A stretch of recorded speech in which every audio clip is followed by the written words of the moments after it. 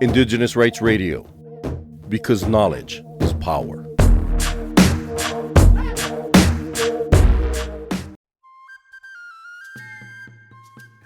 Cultural Survival is honored to welcome Alicia Moncada as our new Director of Advocacy and Communications. Alicia brings over 13 years of experience in human rights advocacy, research, and communications, with a focus on Indigenous peoples' rights, gender justice, and climate justice.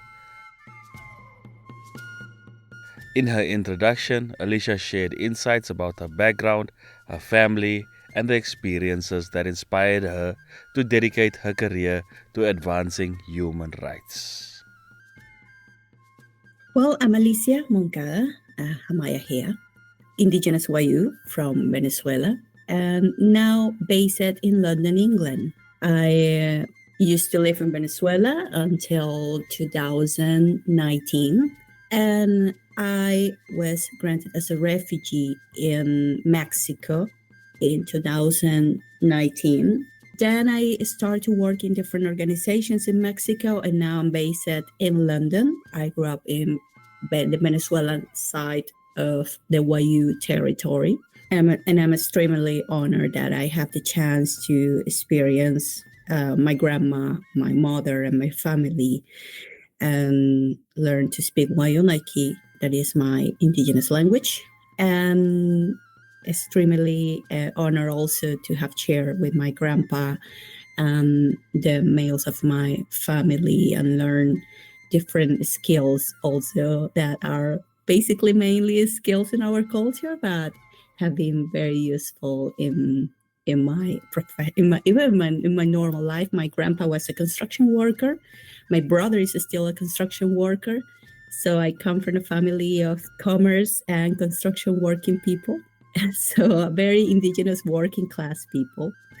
My grandparents did not, and most of my family don't have formal education, but still are very hardworking indigenous people. So I came to human rights field through, I guess, two pivotal moments. In my childhood and my teenage years, I did not know what human rights were, at all. Those topics were almost disconnected from our everyday reality.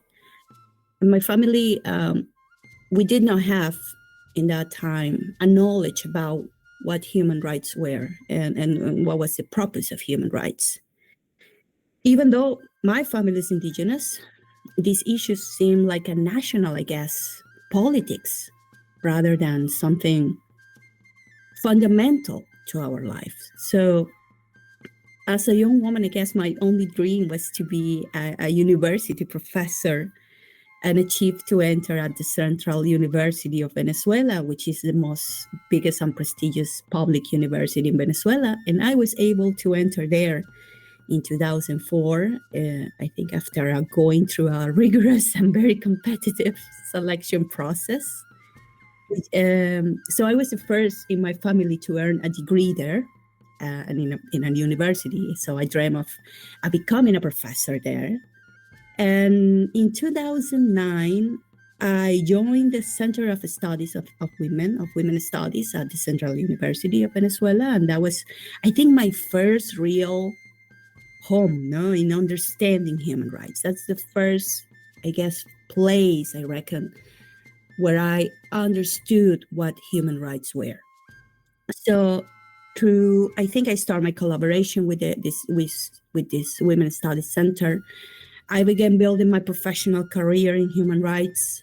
I participate in their groundbreaking in that time, gender and women's studies. We're talking about 2008, 2009 diplomados. And I become the first indigenous woman to complete their gender diploma.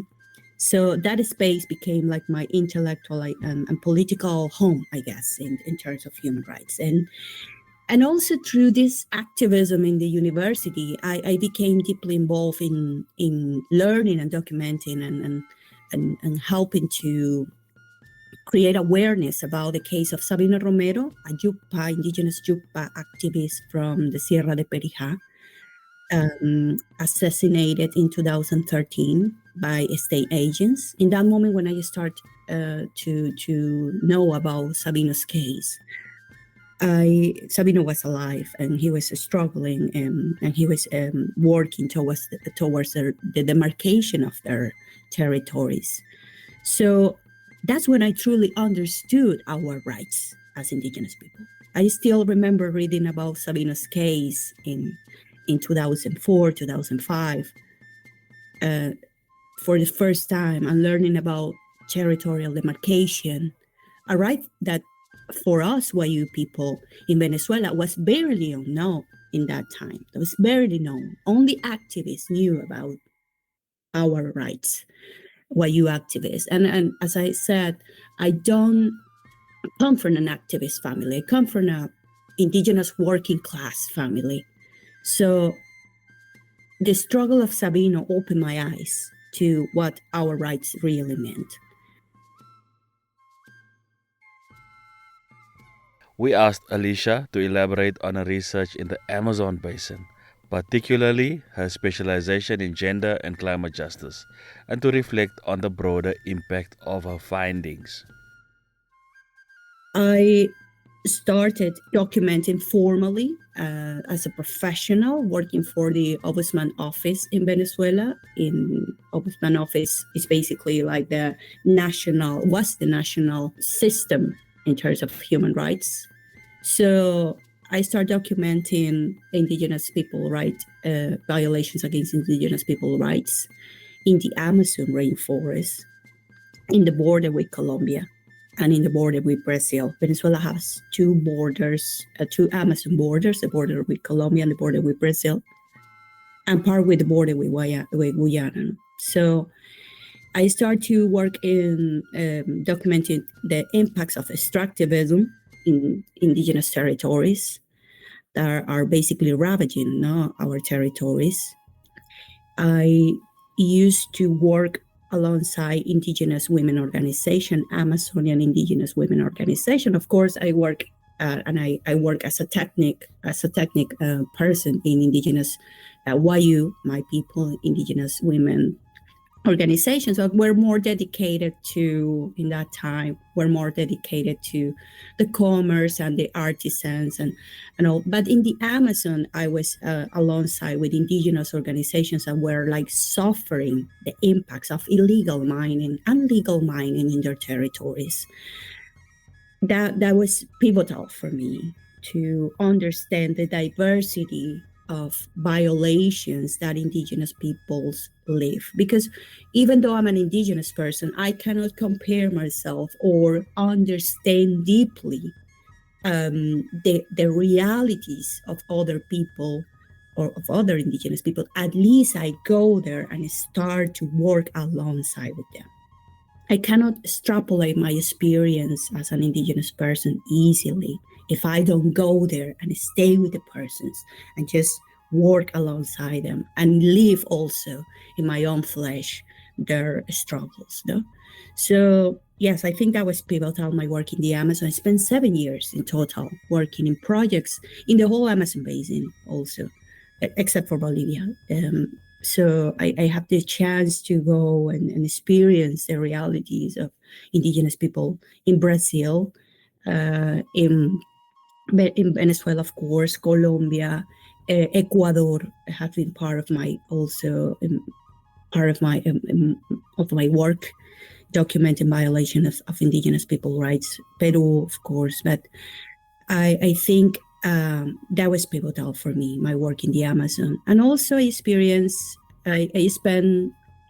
those years documented, but creating a specific type of document. No, I spent these years doing academic, basically research, and I start to create advocacy reports. But I really learned to make advocacy reports or advocacy outputs when I start in Venezuela, work with Amnesty International in 2017. That's when I start to work in the NGO sector and start to understand the difference between the reports that we did in the indigenous organizations to document violations of rights, the documents that we made as academics, and the difference of those outputs with the outputs that you can create for international advocacy. After that, I worked for the Foundation for Justice, and I also work at the regional and the Americas regional office of Amnesty International. And I did, of course, documentation of violations against migrants and also against indigenous people, and also my Amazonian communities in Ecuador, working, of course, documenting rights related to climate change, violations of rights in the context of climate change in Honduras, for instance. So yeah, that have been a lot in these 13 years. Now, Alicia has also spent significant time working in community media. We asked her how her work with Indigena Radio Guarura has strengthened her commitment to promoting communications within challenging civic spaces. Yes, Radio Guarura was a project that we create in Wayuu. Wayuu is an indigenous organization of Venezuela that is, well, most of the members are Wayuu, as me, but also we have my dear friend Juancho La Rosa, Takiti, indigenous, and Jose Quintero Weir, a very wise elder from the Añu people, vital members of this organization. And we create this radio program for a pirate radio station called Humano Derecho Radio. That it was a project that, as you know, the Venezuelan civic space is closed, is have been targeted and have been criminalized for some years.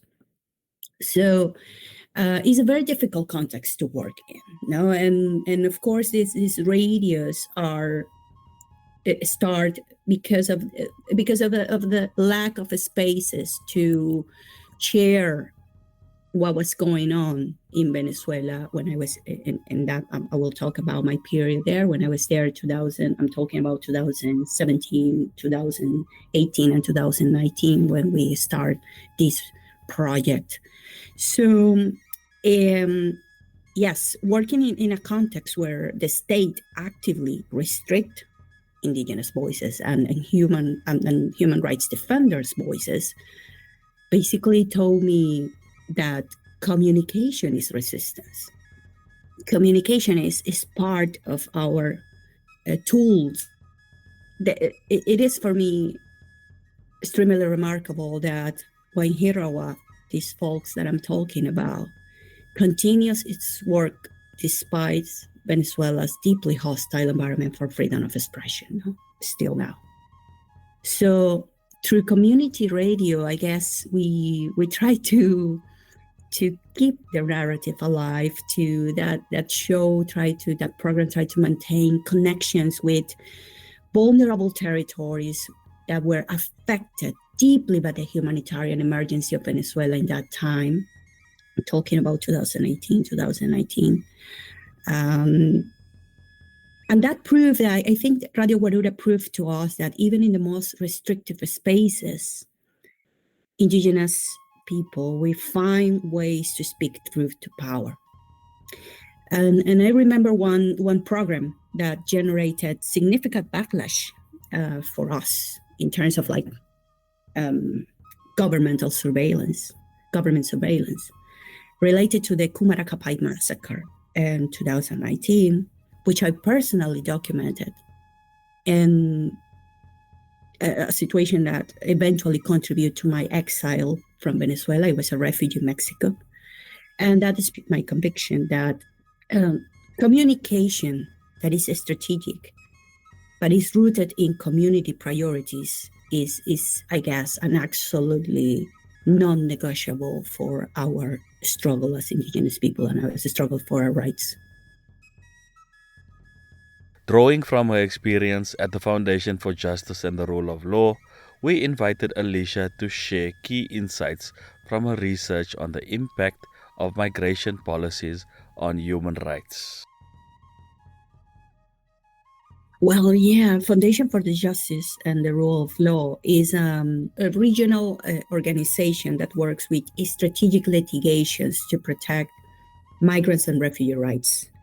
So my time there, I was the head of research, but also was the head of big chunk of my time there. I was the head of communication and at the same time, the head of the chief of research. And the research that we made basically unveil how policies like Quédate en México or Remain in Mexico, and I'm talking about a policy that was implemented in 2019, and the militarization of the migration policy intensify under the government, of López Obrador administration with the creation of the National Guard and its deployment in migration enforcement.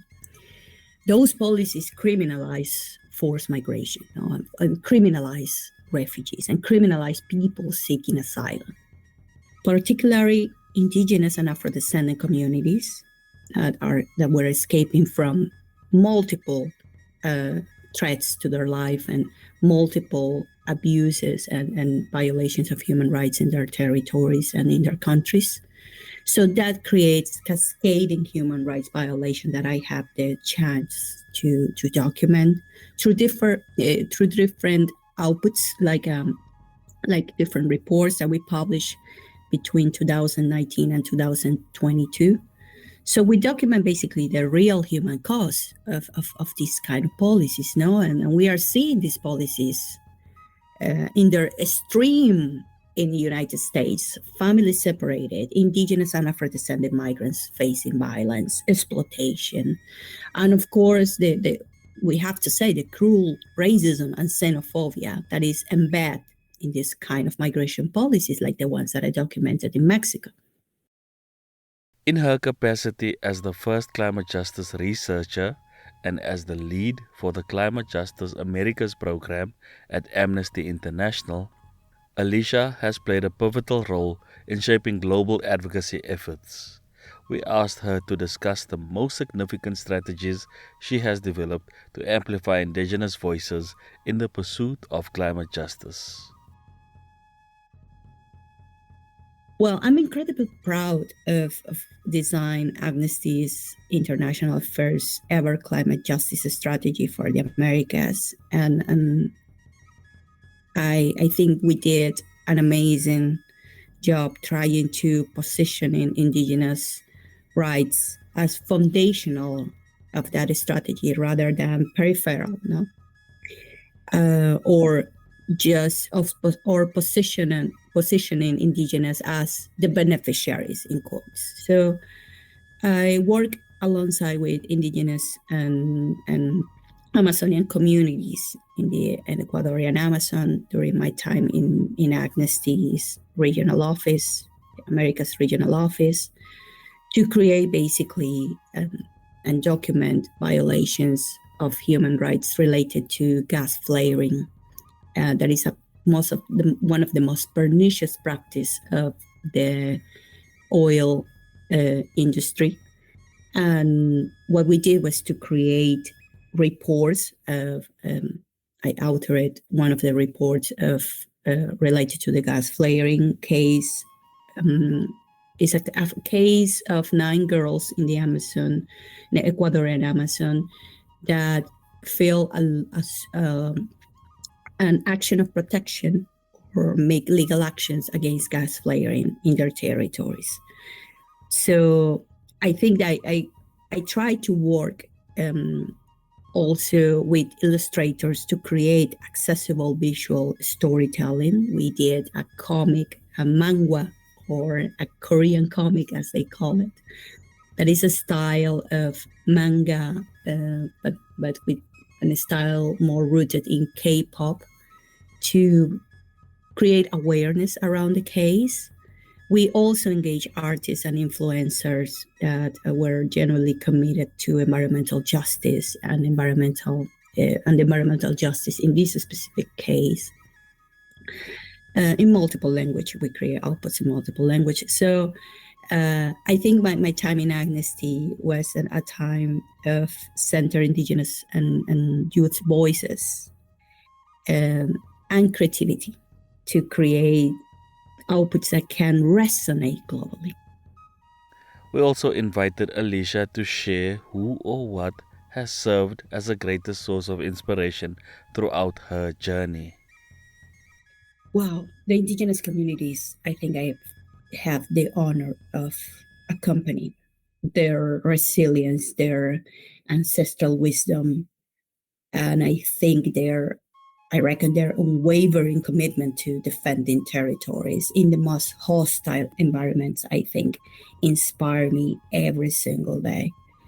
And I'm also deeply inspired by Indigenous women activists and leaders who've paved the way, that create pathways for others like me to step into these spaces, I guess, with power and purpose, because that's I reckon the most important thing when you achieve to be or to have the responsibility like the ones that we have in our organizations.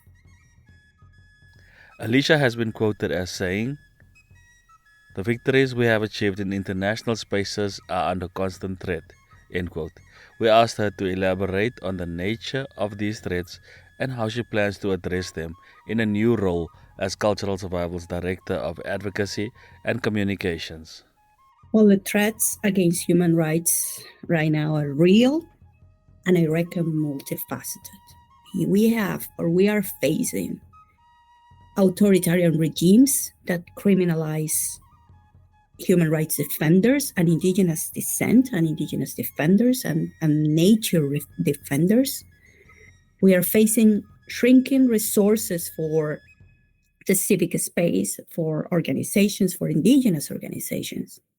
And we are facing also powerful narratives that are minimizing our achievements in terms of rights, that are minimizing the importance of human rights, that are minimizing the women rights. And I believe that this is a moment where we have to be bold and face power, and face and speak truth to power. And I guess cultural survival, I reckon cultural survival gives me the platform to put myself in service to counter these threats head on.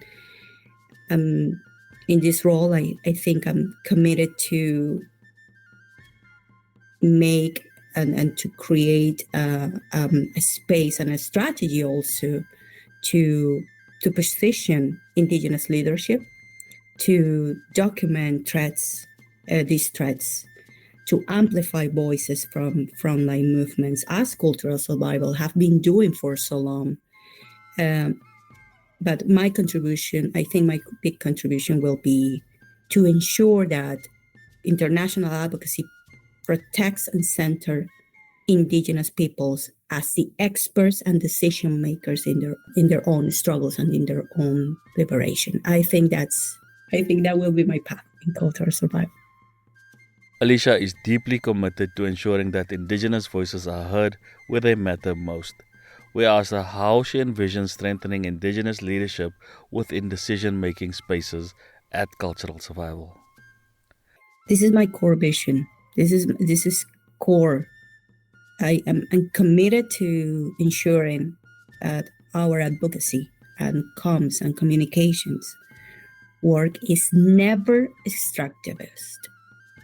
It must be, in my opinion, led by, designed by, and benefit Indigenous communities directly.